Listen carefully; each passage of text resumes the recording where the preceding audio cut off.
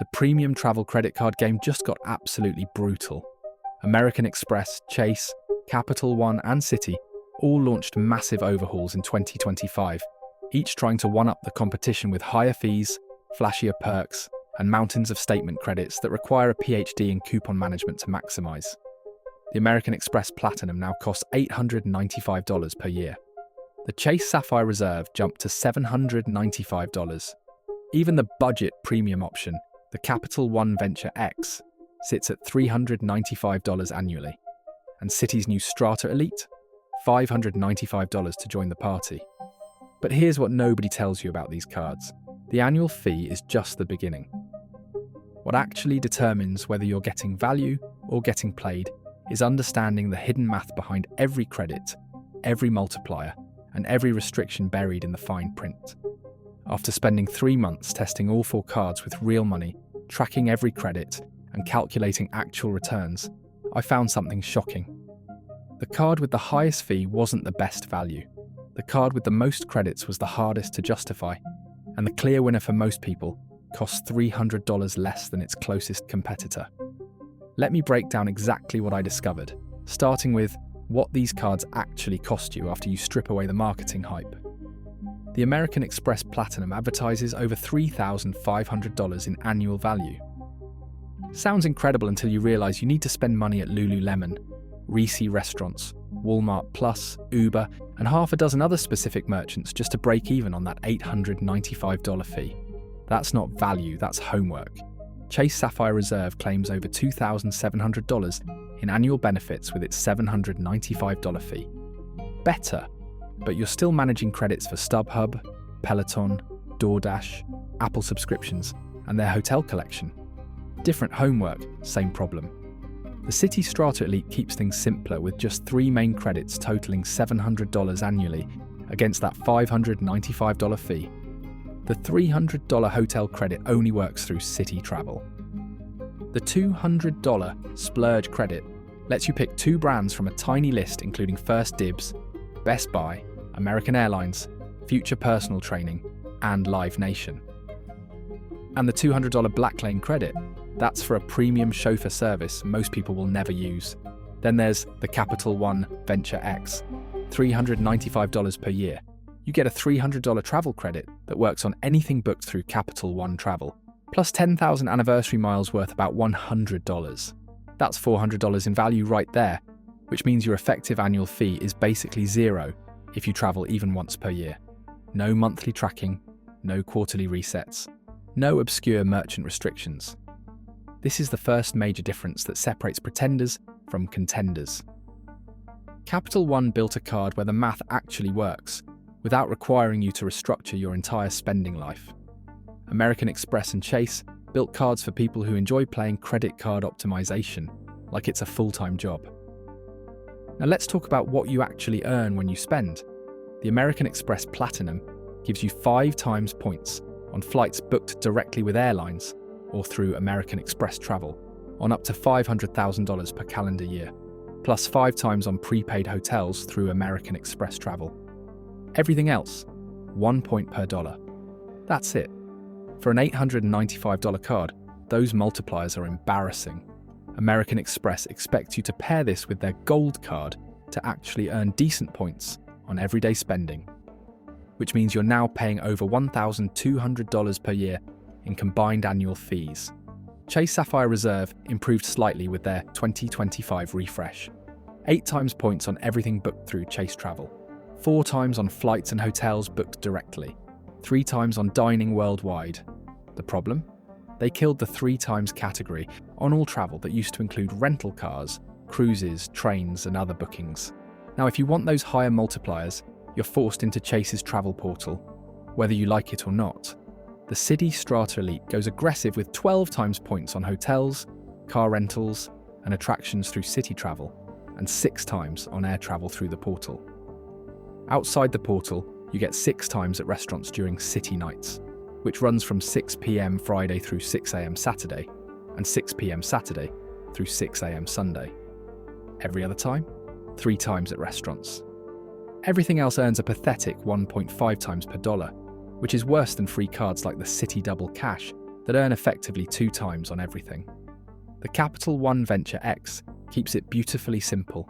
2 times miles on absolutely everything, everywhere, every day. No categories to track. No portals required for base earning. When you do book through Capital One Travel, you get 10 times miles on hotels and rental cars, 5 times on flights. But here's the genius part. Capital One Travel offers price drop protection and 24-hour price matching. So you're not gambling whether their portal has competitive prices. You shop around, find the best price, then book through Capital One, knowing you're protected. The earning rates reveal something crucial. American Express and Citi built cards that push you into their ecosystems. Capital One built a card that fits into your life. Chase tried to split the difference, but ended up with a confusing mess. Airport lounge access is where things get interesting, because this is a primary reason people pay premium annual fees in the first place. American Express Platinum gives you access to their global lounge collection, with over 1,550 lounges, including 30 Centurion lounges, 10 Delta Sky Club visits when flying Delta, Priority Pass Select, and Select Partner lounges. Impressive network. 0 free guests. If you're traveling with your partner, you're paying $195 per year, just to add them as an authorized user so they can join you in the lounge.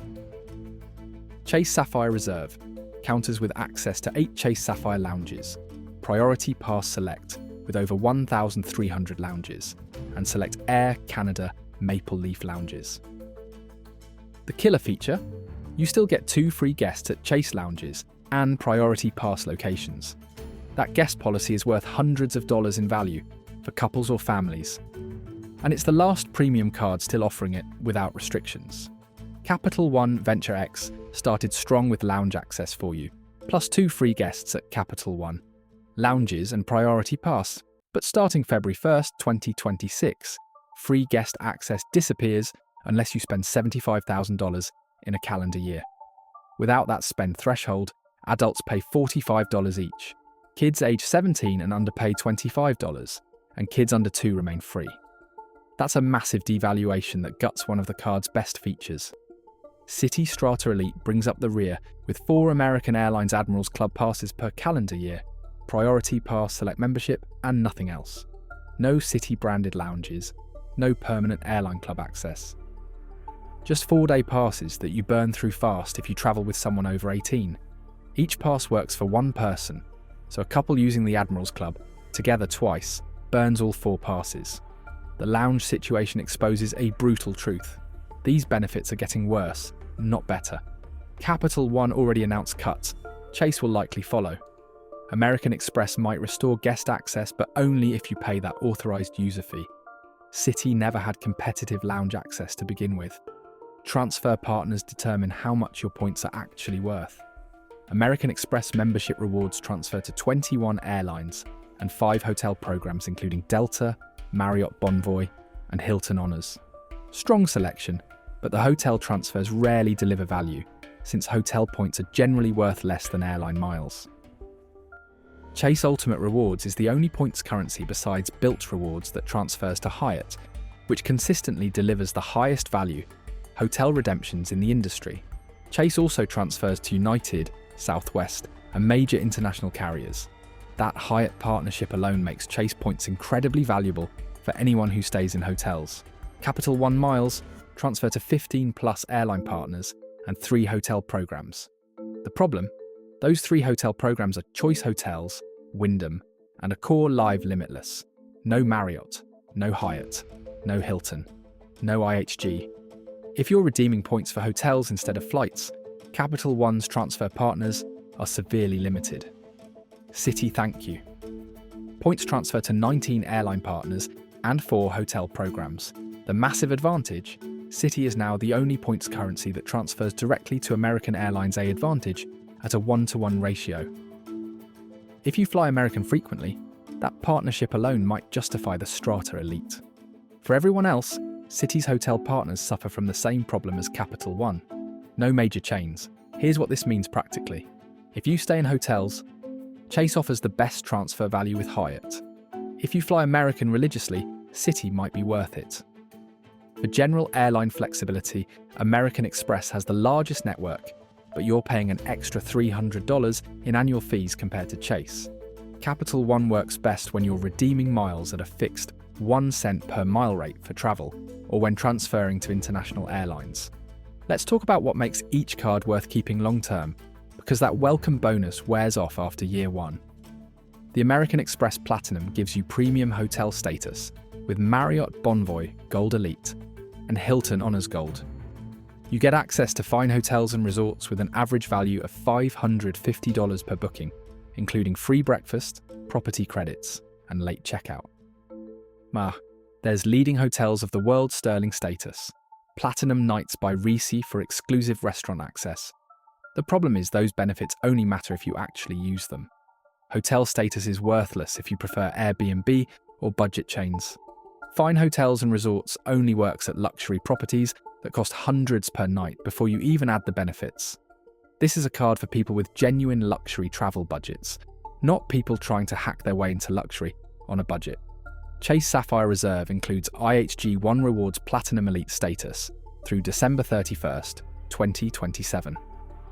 You get access to the Edit Hotel Collection with automatic benefits like $100 property credits, free breakfast for two, and room upgrades when available.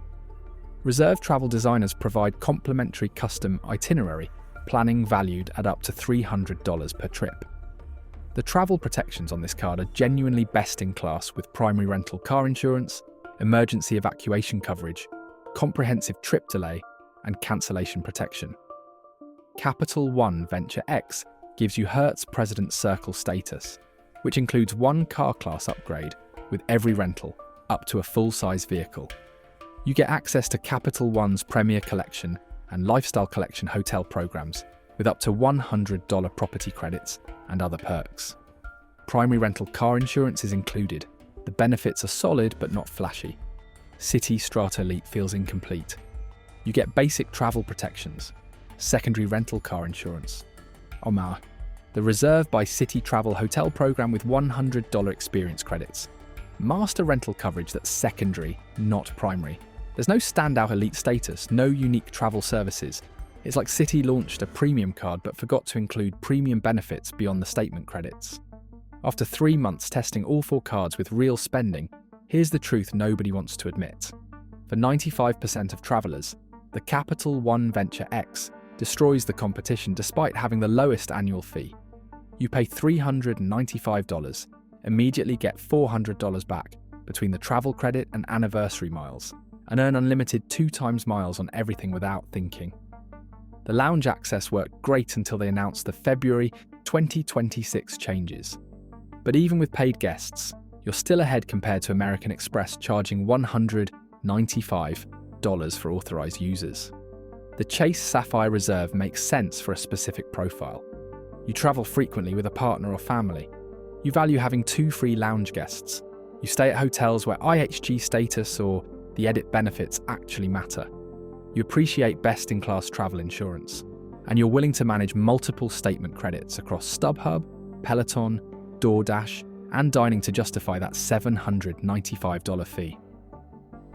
The American Express Platinum only works if you've already decided you're living the premium lifestyle regardless of cost. You shop at Lululemon quarterly, you eat at Reese restaurants monthly, you use Walmart Plus, Uber frequently, and actually value all those digital entertainment credits. You travel enough that Centurion Lounge access matters, despite no free guests. For that person, the $895 makes sense. For everyone else, it's expensive homework pretending to be value. The Citi Strata Elite fails the basic test. After year 1, when you've burned through the sign-up bonus and maximised that first set of calendar year credits, what's left? A $595 card with mediocre lounge access, limited statement credits, weak hotel benefits, and transfer partners that only shine if you fly American Airlines exclusively. The only compelling reason to get this card is that American Airlines transfer partnership, and even that's not worth $595 when the Citi Strata Premier offers the same transferability for $95 annually. Your likes and subscriptions guide what topics I cover next, so if you found this analysis helpful, let me know.